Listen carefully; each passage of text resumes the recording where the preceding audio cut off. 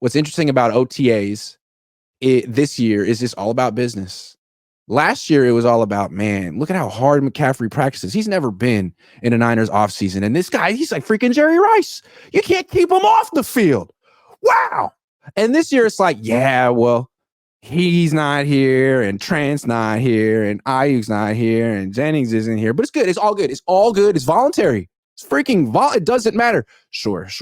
So this year is all about what players want. Last year was about coming together, sacrificing for the Super Bowl. Yeah, that didn't work out so well. So now it's about getting what you want and what you're entitled to. Let's start with Brandon Aiyuk. It's been reported that he wants more than Amon-Ra St. Brown. That, he's got his ego in it, which all athletes do, and he's decided he's better than Amon-Ra St. Brown, and he needs more money than Amon-Ra St. Brown. And that's what the Niners are working with here, because he's getting essentially $28 million a year. That's a lot of money. What do you think about what Aiyuk wants, and what do you think about what Aiyuk wants? First, before we get in that, and I'm down for that, I'm ready. But who else actually showed up for OTAs this year who didn't last year? Bosa. It's been reported that Kyle wanted Bosa there too, for camaraderie and other reasons, to be a leader. So I think it is important, especially for new players, to get to see some of the stars and leaders on the team. But anyway, to Aiyuk. First, I just think, and I love my Niners to death. That's why I'm here on this show with you. That's why I went to a Super Bowl, spent all that money. That's why I got all these jerseys. But my problem, first of all, with the Niners is you let other teams and players set the market. You do it every year. I can't think, since Kyle Levy's been here, who did we sign quickly other than Greenlaw, right? But he's not like he was going to get top market, right?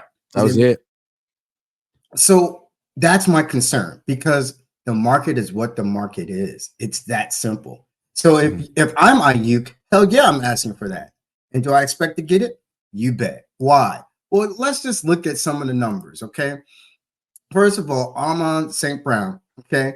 This guy, career stats for his 3 years that he's played, he has 315 receptions, averaging 11.3 yards per reception, okay? And he has 21 touchdowns. So this guy got a nice contract. He got a nice contract that, per the numbers, fully guaranteed is $35 million. And, he's got an APY of $30 million. So if I'm Brandon and I'm looking at my numbers, okay, Brandon's got an extra year on him, but Brandon has 269 receptions, 14.6 yards per catch, and 25 touchdowns. Last year, Brandon had 17.9 yards average per catch in 16 games.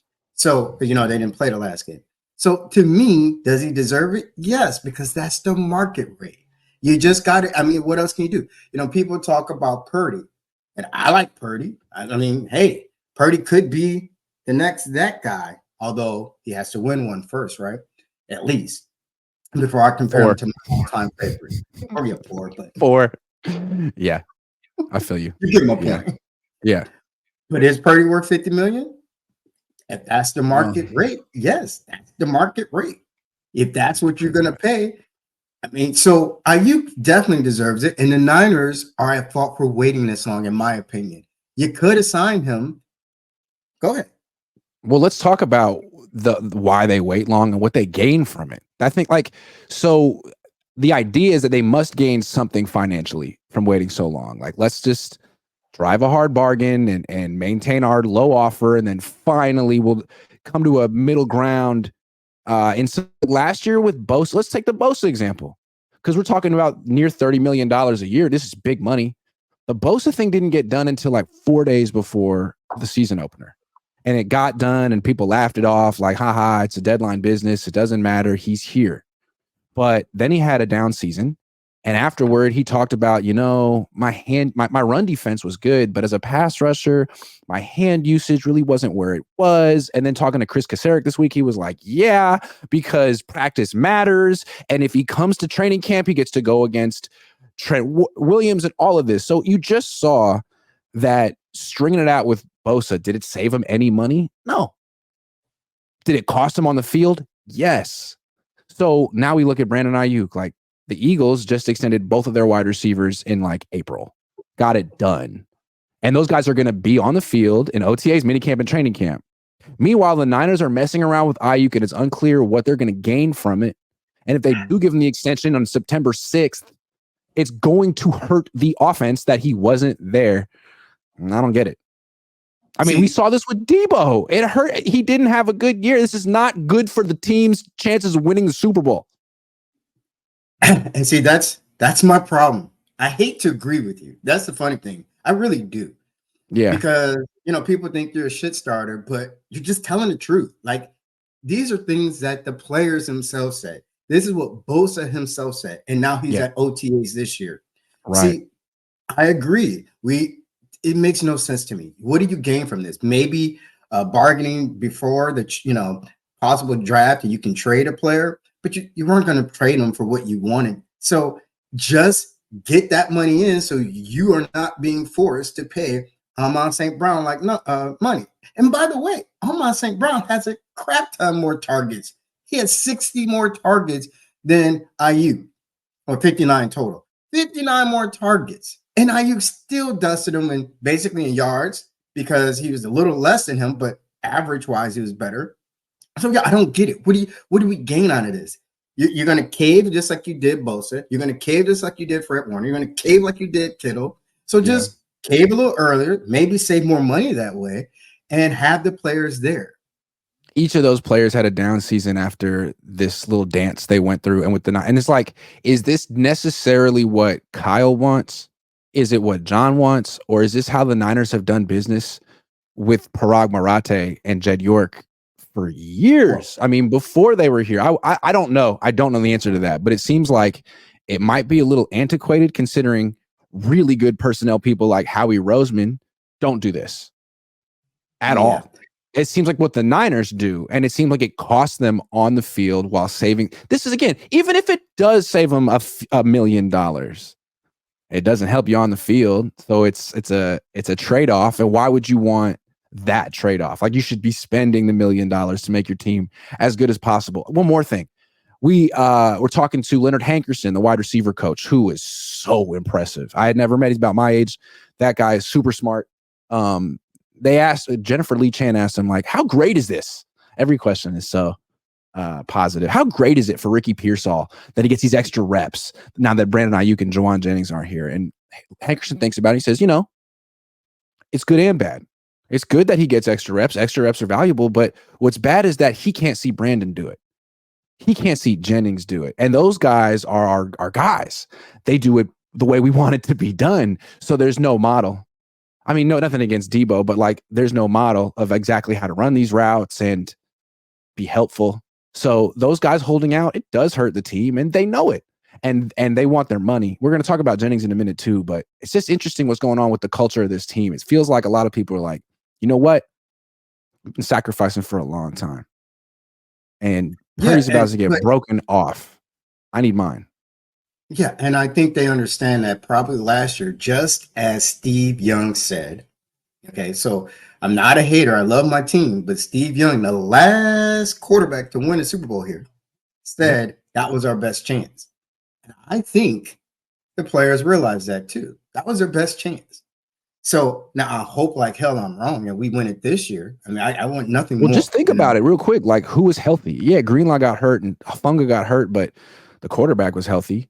The running back was healthy. The tight end was healthy. Both wide receivers were healthy. I mean, they were dinged up a little bit, but they were all on the field. The Niners have had trouble getting to that stage of the season that healthy, and they did it, and they had the lead. And it's like, you talk about Kyle Levy.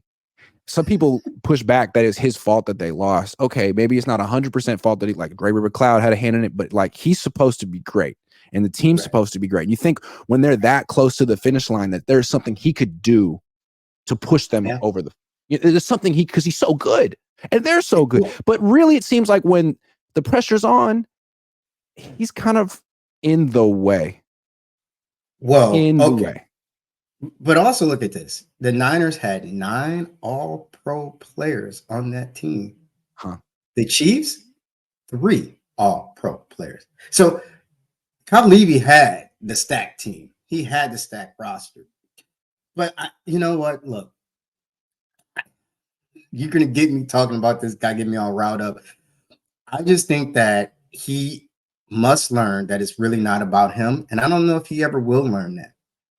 But I'm hopeful that this year, when it comes to the offense, maybe Brock steps up and makes his own audibles if Kyle doesn't let him, right? Because we all hear about Brock has two plays, whatever the defense shows, he goes with the better of the two. But I hope, like Brock just says, no, I'm getting out of this play. I see something different. Because another thing we missed, we didn't say about health, but the all line was pretty much healthy all last year. Yep. We got Trent, old man Williams. Yeah, he dinged up a little bit here and there, but on the field. Will he stay healthy this year? And now we hear Brindle's. I mean, is it arthritis in his knee, tendonitis? I mean, this is a big deal. So, I mean, we have to be able to put teams away when we're up double digits. And I think it falls on the offense because you can't expect the defense, especially going up against Mahomes. That's what kills me about what Kyle did in the Super Bowl. It's like you had 4th and 4 at the 9, and you kicked the field goal and said, Steve, why don't you bring this home for me? Like, no, you're the coach. Like, you're the offensive guru. Go for it on 4th down, dude. Don't put the game in the hand. But hold on, let's bring this back to the Aiyuk negotiation before we move on to Jennings real quick. So it seems to me that what the Niners should do, what they should have done this offseason is either extend Aiyuk in April or March. Really? No. Let's be specific. Extend Aiyuk before the Lions extended Amon-Ra St. Brown. That's the whole problem right now. You waited. And now that... Or even the Eagles. Before they extended... If you'd handled this 2 months ago, it wouldn't have been an issue. Or you could have traded him 2 months ago. But waiting. So if you extend him in September, like that's not ideal. And if you don't extend him and you try to get him to play out the 5th-year option, what's going to happen, man? I mean, talk about potentially ruining a season. It might be what the Niners want him to do, but he could hold out. He could miss 11 games. He could be upset. I mean, if that's their plan, my God, what kind of season is he going to have? Well, okay. Here's the thing, though. I thought about this last night. And if the Niners want to play that game, which they can, does it really benefit them? Because let's say it hurts them on the field, in the locker room. Go ahead. Sorry. No, I'm just saying. Does it benefit them at the end of the day? Even after, let's say this year is over. It benefits them financially, and that's it. But does it? Think about it. Okay, if he makes it through this year healthy and productive like he always has been, right? Now you're going to have to what? Franchise tag him? Or give him a really monster contract? Something like and he hates you. Right. So and he hates you.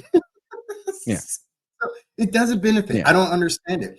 Now, before we move on, also let's look at what it just feels like the Niners trying to steal a year of Brandon Aiyuk at like half market value. Like he's clearly worth $28 to $30 million on the open market. That's been defined clearly. Right. But they could get him for $14 million this year and be like, well, we're going to go with that option because it's an option and we got the leverage and they could do it.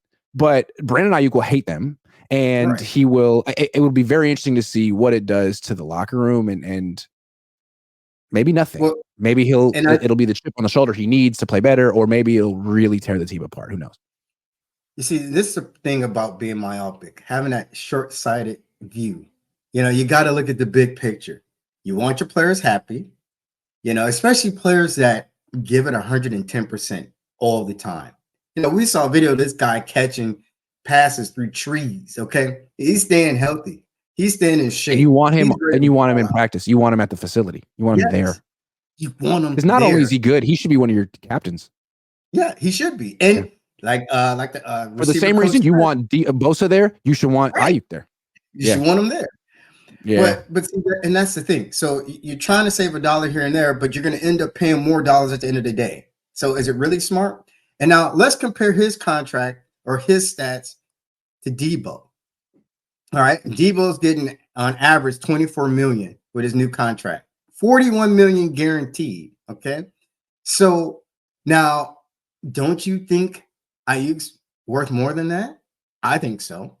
So You should have already, before Devontae Smith got his extension, you should have jumped in and paid Aiyuk more than you paid Debo, and you can move on from Debo next year because Ayuk's cap hit won't be that aggressive the first 2 years, just like Debo's cap hit wasn't that aggressive the first couple of years.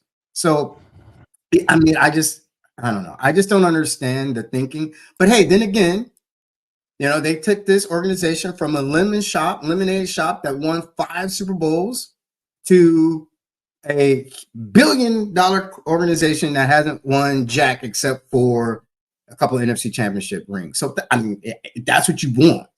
But I just want to see a Lombardi trophy. Think about it before we move on to Jennings. This is the last point I want to make. The Niners were all in to win the Super Bowl last year, right? And they did everything right. McCaffrey was there in OTAs. But the one thing that they got wrong last year in retrospect was Bosa. That whole negotiation with Bosa took way too long. It didn't save him any money. They could have handled that way earlier.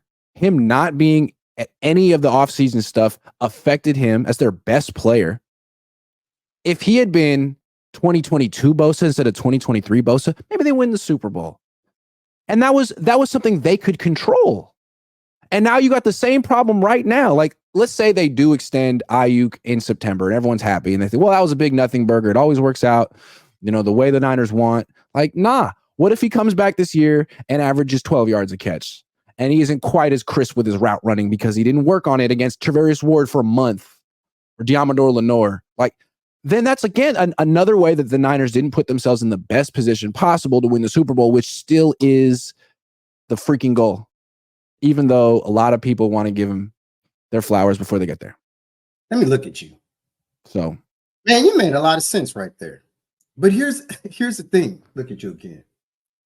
He better not miss. He should be extended today. If you want to extend him, do it today. What are you waiting for? You're not gaining anything. Nothing. So, but Kyle Levy hasn't learned. See, that's the thing. He's so obstinate and stubborn.